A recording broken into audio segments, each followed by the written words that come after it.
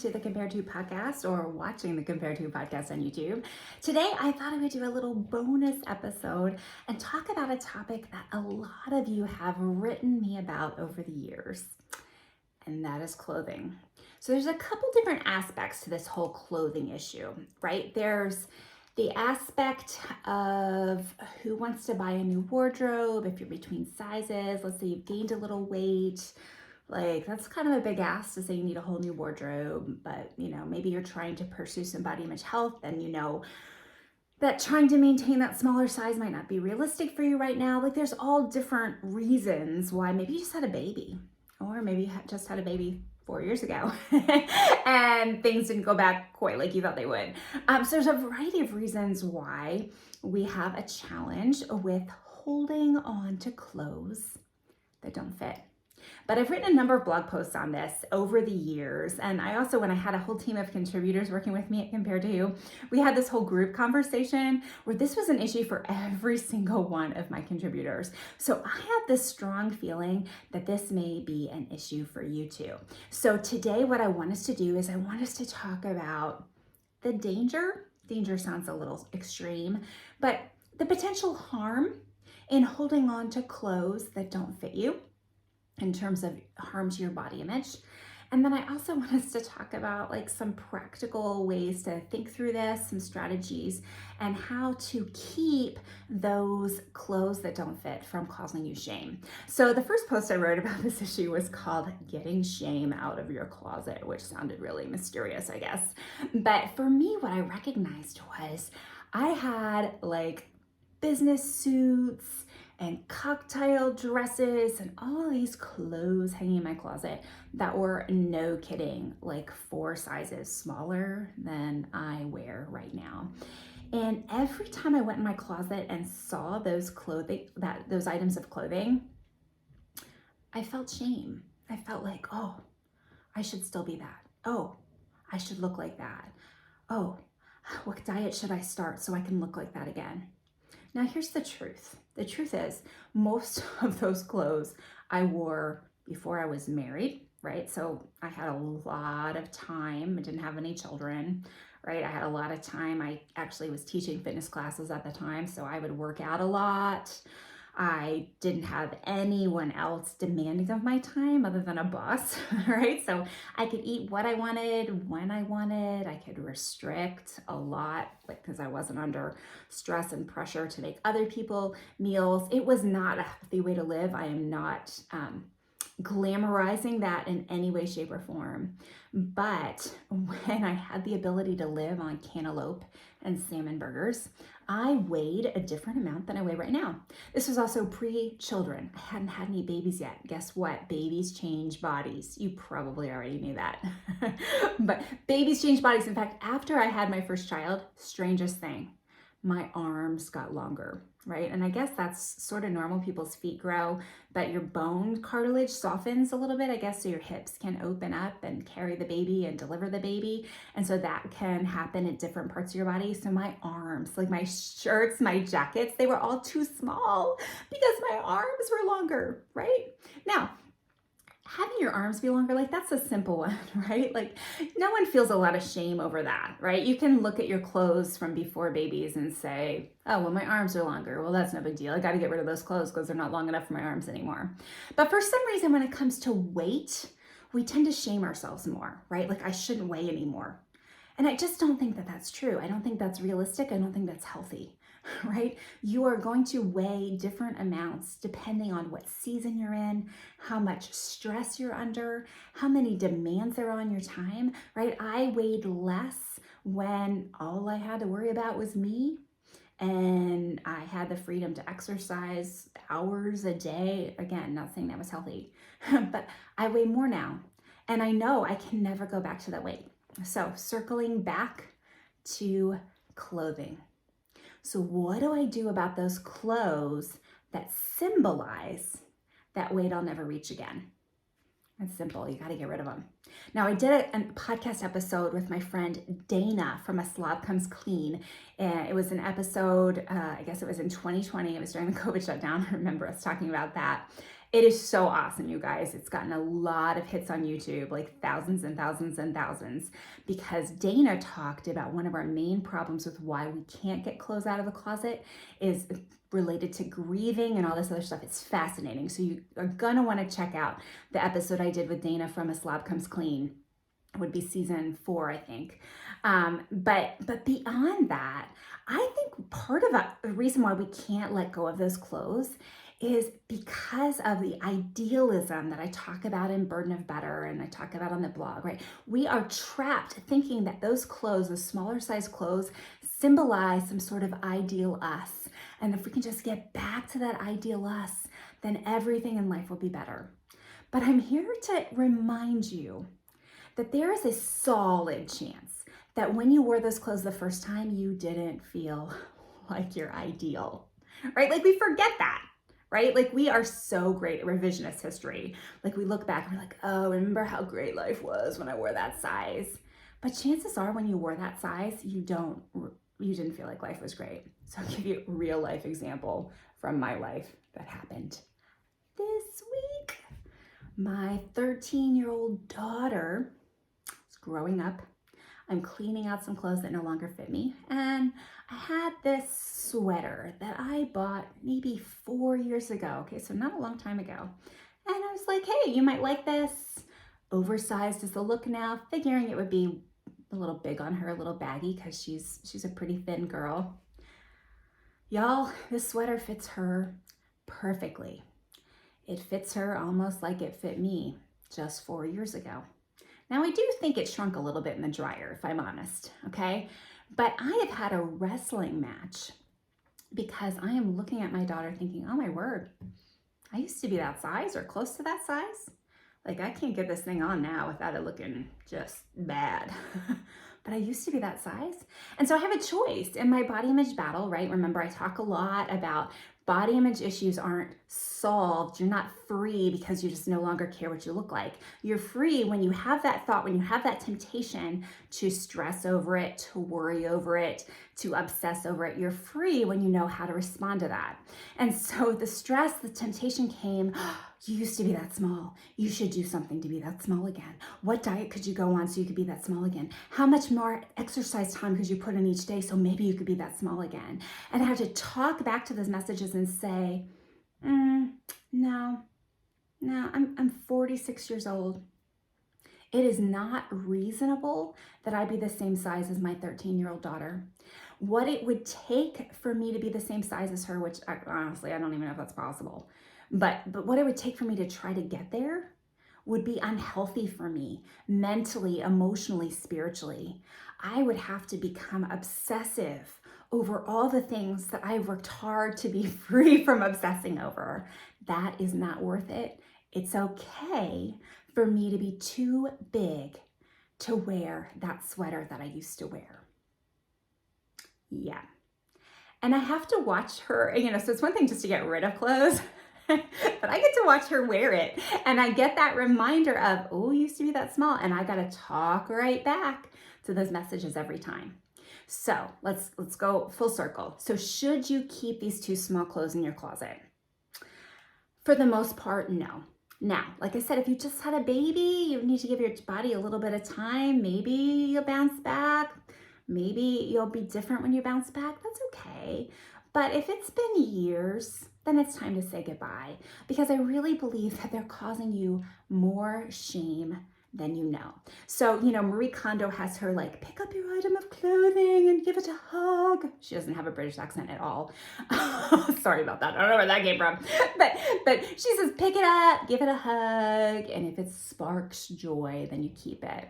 So here's my Heather Creekmore method, right? Not as catchy as Marie Kondo, but the Creekmore method of cleaning out your closet is look at it. And if it makes you feel guilt and shame, bye-bye, right? Because here's the thing. I think women with body image issues, there's not a lot of our clothing that's going to spark joy. I have maybe 2 things in my closet that I'm excited about, right? That's it. Most of the time, I just don't love clothes. I don't love the way clothes look on me. And that's not self-deprecating, that's not self-loathing. It's just the truth. This is an area where I struggle. And so my freedom has been found in self-forgetfulness, trying not to think too much about my clothes and how I look in them and how they fit me and how they used to fit me and all those things. My goal is to find clothing that is comfortable, find clothing that is flattering for my size, and find clothing that does not make me feel ashamed. Right? So the Creekmore Method, hold it up. If it causes guilt or shame, bye-bye. That goes in the donate pile, right? Because you've got enough guilt and shame coming at you from messages through culture, through Instagram, through Netflix, all of these messages coming at you telling you should be this, you should be that, you should be this. You don't need those messages coming from your closet. So just say no, or just say bye-bye. Okay. The second thing, some of you may struggle with this, some of you may not. I did struggle with this. Buy clothing that's the correct size. Here's what I mean. Do not buy clothing that you are wishing and hoping to fit into. Have you done it?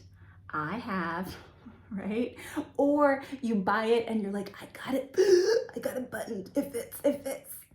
And then, you gain 2 ounces and it doesn't fit anymore. Buy clothing that is comfortable and fits you right now, right? Because here's the thing. First of all, it's more practical, right? Right? Like you can actually start wearing it right away. But secondly, why deal with the guilt and shame of thinking about trying to fit into those shorts or trying to fit into that dress, spend the next weeks, month, whatever amount of time it is, obsessed about that one goal. Like that just doesn't sound like a healthy way to live, does it? Like my life is about trying to fit into a pair of pants? What? I just feel like we have so many more important and worthwhile goals to have in our lives than these like weight goals or fitting into a certain size goals. Now, that doesn't mean if your doctor told you to lose weight or you're just really at an unhealthy place and you need to lose weight, that doesn't mean it's bad to have a goal weight. But a lot of times, here's a little conviction for you that I stumbled upon the other day. Like most of us can tell you what our goal weight is like this, but do you have a goal for your spiritual life? Do you have a goal for how much time you spend with God every day? Do you have a goal for areas of the fruit of the Spirit that you want to grow in? Like we have all these goals, but do we have goals on the important, lasting things in life too? Just a little something to think about. So buy clothing that fits you right now. Not tomorrow, not next month. Buy clothes that fit you right now. And then my third tip is ignore the size tag. A client of mine, one of my coaching clients, was talking about, she wants me to write a blog post or maybe do a whole episode on the concept of being terrorized by size. That was her title, and I thought it was brilliant. We are terrorized by size, right? Like what a mental gymnastics course we go through when we have to buy the next size up, right? And it's just the number in a tag, right? And it's so arbitrary, right? Because one size at one store is a completely different size at another store. Even from brand to brand, sizes vary.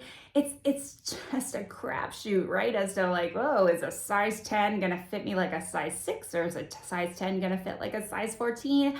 I don't know, okay? So isn't it a little crazy that this would be such a big deal to us? Like other things in life that are arbitrary, we're able to be like, oh, forget it. Like that's not important. It's just random, right? But we put so much stock into that size tag. Like, I'll be honest with you. I remember when I was in graduate school, a friend and I we went to pick up dry cleaning, and we were joking about how when you hang your dry cleaning in your car, you take the smallest size item and you put that on the outside. So like the number pointing out to the window is the smallest size number. Like how ridiculous is that, right? like that, no, that we even had to think about that is absolutely silly, right? But we obsess over size. The truth is no one knows what size is in your jeans. No one knows what size is in your shirt, like other than your dry cleaner. No one else knows, right? So why does it matter? Buy clothing that fits you and you feel comfortable in, and don't worry about the size, because here's another bigger truth, right? Your value is not determined by that size tag, not in any way, shape, or form. There is not an extra crown in heaven for those that wear a single digit size, right? Like, you're not going to get to the gates of heaven and Jesus is going to be like, oh, it's too bad you had to choose the 16 over the 12. Like, no, like, we put all this pressure on ourselves, and it's just all internal unnecessary pressure over this whole size game. And we know that the brands are manipulating sizes. We know that sizes are changing. We know all of this stuff. We have the data. We have to start believing it. Size doesn't matter. That tag number doesn't matter. It is just a number. It is not a reflection of your worth. And here's what I think is so, I don't know, this is just an idea that I had that I feel like may be helpful for someone listening today. If that like number in your tag is really like bugging you, if that's gonna cause you a stumbling block as you get dressed in the morning, cut the tag out. Because you know what'll happen eventually? You won't remember what that number was. You'll just know whether or not those jeans still fit or that shirt still fits. Okay, that number is not important. Or just cut off like half the tag, just where the number is, right? It's not important. I don't know if you guys have ever ordered anything online that was made by a company in Asia where like the small is the equivalent of a size 12 US. Like, oh my word, we can be demoralized by that, right? We're like, oh, I need the triple XL. Wait, how can that be? Right? You see the Amazon size chart, you're like, ah. But friends, it's just silly. It's just silly. It's just a matter of perspective. You have to really go back to asking my size compared to who, right? There's some women that are smaller than me. There are some women that are larger than me. Every single one of us can say that. So who's to say you are at the wrong size? Do you feel comfortable? Do you feel healthy? Our bodies kind of have this healthy point that they like to stay at. It's okay. You don't have to make anyone, including yourself, happy with the number in that tag. So those are my best 3 tips for getting shame out of the closet and for wearing clothes that are comfortable and make you feel better about your body image. Ultimately, I think the freedom is in self-forgetfulness, but we do have some practical things we can do just day to day to help us stay free. I'll close today just by telling you one story of a client I have, and she had an article of clothing that she paid a lot of money for, and it no longer fit. And she had been holding on to it because she paid so much money for it. But it didn't fit her anymore. And every time she saw it in the drawer, she felt shame. She felt like, oh, I should really get rid of this. It doesn't fit me anymore, but she couldn't do it.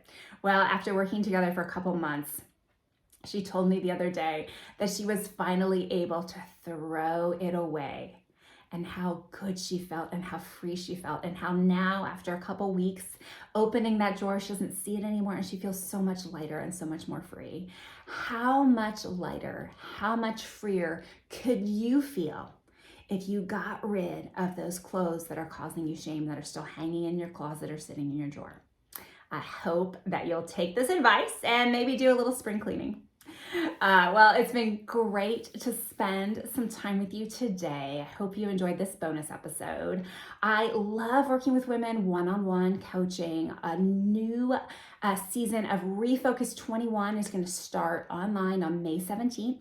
So I hope you'll check that out. Sign up for Refocus on my website. It's a group coaching, e-learning, 21-day course that is awesome. If you want to just go straight to direct coaching with me, I do have a couple openings this spring, but not many, like maybe 2-ish tops. But I would love the opportunity to work with you. I hope something in today's episode has helped you stop comparing and start living. That's all for today. Bye-bye.